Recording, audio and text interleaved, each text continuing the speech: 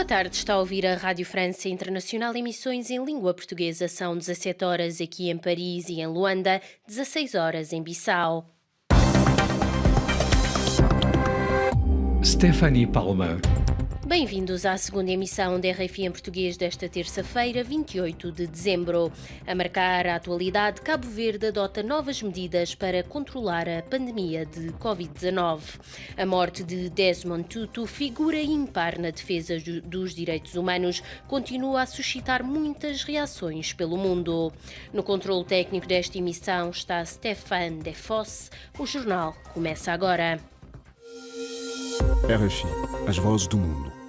Começamos este noticiário com a atualidade africana. Cabo Verde volta à situação de contingência. As festas de fim de ano na via pública ficam proibidas e o uso de máscara volta a ser obrigatório no exterior. Estas foram algumas das medidas hoje anunciadas pelo Primeiro-Ministro Ulisses Correia e Silva. O relato é do nosso correspondente Odair Santos. As novas medidas restritivas, que incluem a proibição de festas na via pública, foram anunciadas esta manhã pelo Primeiro-Ministro Ulisses Correia e Silva ao declarar a situação de contingência em todo o país. São proibidas festas ou celebrações de Ano Novo em vias públicas. Excepcionam-se as celebrações de cariz religioso. A realização de espetáculos só é permitida mediante a apresentação obrigatória de teste RT-PCR ou de antigênio válido com resultado negativo. Para além disso, é obrigatória a apresentação de certificado de vacinação de Covid-19 ou de recuperação com segunda dose de vacina administrada. Casamentos, batizados, festas ou eventos de celebração do Ano Novo com número de participantes superior a 40 pessoas só são permitidos mediante a apresentação obrigatória de teste PCR ou de antigênio válido com resultado negativo, para além de ser necessária a apresentação de certificado de vacinação Covid ou de recuperação com o certificado Covid referente à segunda dose de vacina administrada. O primeiro-ministro explicou ainda que os convívios nas residências particulares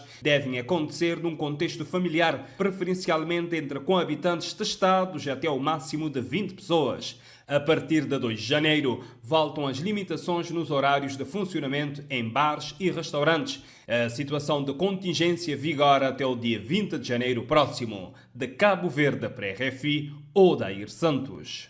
A Associação Pelourinho é um espaço de intervenção social, cultural e artístico na Achada Grande, frente na Ilha de Santiago, em Cabo Verde. Criada em 2013, a associação organiza atividades e debates para não esquecer os ideais de Amílcar Cabral. Explicou-nos Zanildo Moreno, presidente da associação. Ouçamo-lo de seguida.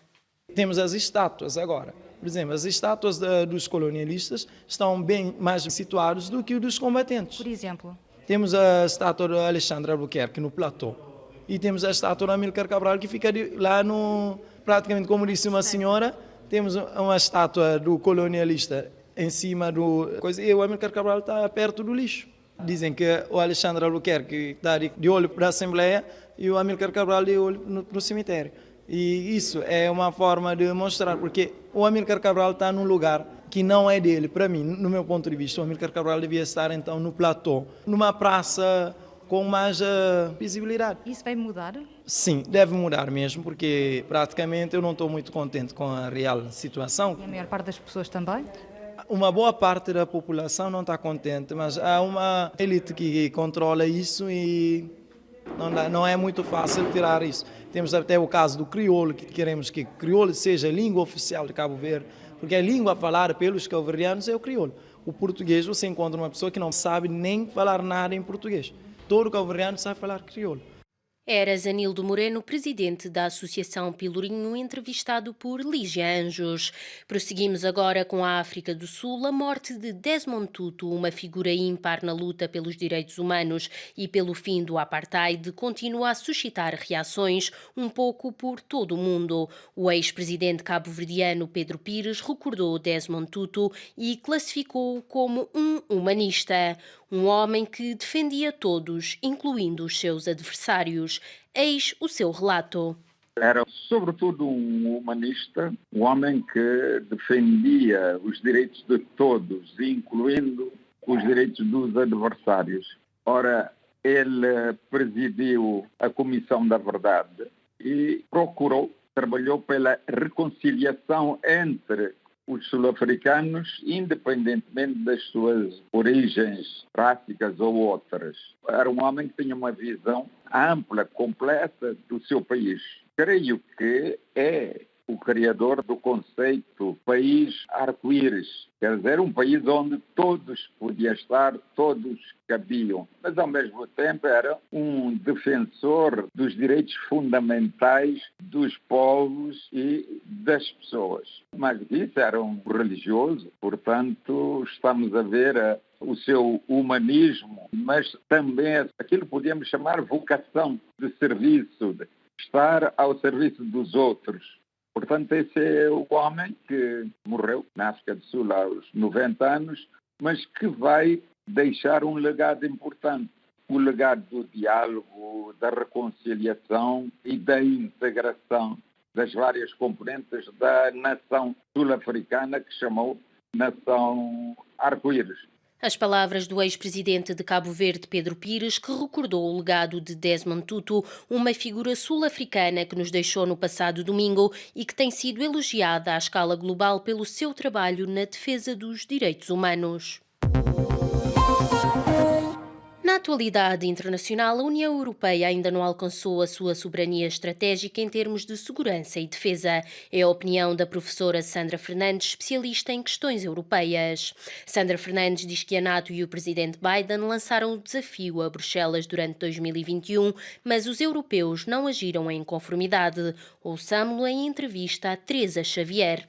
Em 2021 há um desenvolvimento chave ao nível da União Europeia, que é a União Europeia claramente estar a querer responder ao desafio que a NATO, através dos Estados Unidos, lhe lançou, não é? Já vem da presidência de Trump, mas a presidência Biden também tem insistido nessa tónica, que é a União Europeia alcançar a sua chamada soberania estratégica, autonomia estratégica.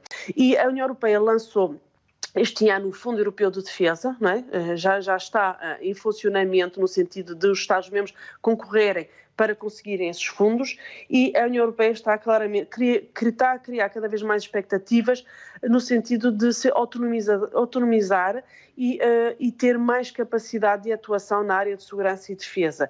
Isto no momento em que os Estados Unidos claramente em 2021 mostraram que o seu foco está na Ásia-Pacífico, é um assunto que não é de só menos importância, é central para a política internacional e para o papel da União Europeia na Europa e no mundo. Era a professora Sandra Fernandes, entrevistada por Teresa Xavier. A Europa concentra 55% do total mundial de novos casos de Covid-19, seguida dos Estados Unidos e do Canadá com 22%. A deterioração da situação pandémica tem levado a cancelamentos em catadupa das ligações aéreas. Miguel Martins tem mais informação. O tráfego aéreo caiu 11% em relação à semana passada, segundo o site FlightAware. Só ontem foram cancelados cerca de 2.500 voos.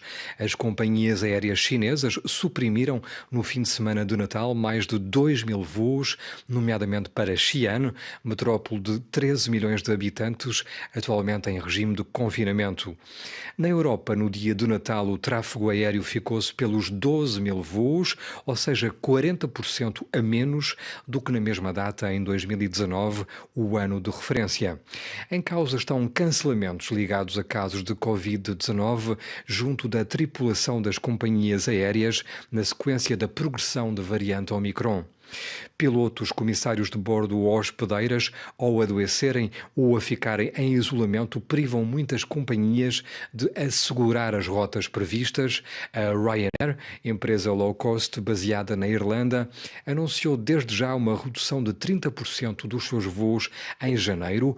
A helvética Swiss vai suprimir cerca de 3.000 durante o inverno e a alemã Lufthansa não vai garantir 33.000 voos previstos inicialmente em janeiro e fevereiro. Prosseguimos com a atualidade francesa. A França vai oferecer 100 euros adicionais aos enfermeiros dos cuidados intensivos a partir de janeiro. O objetivo passa por melhorar as condições laborais dos profissionais de saúde exaustos pela pandemia, segundo avançou o primeiro-ministro francês, Jean Castex.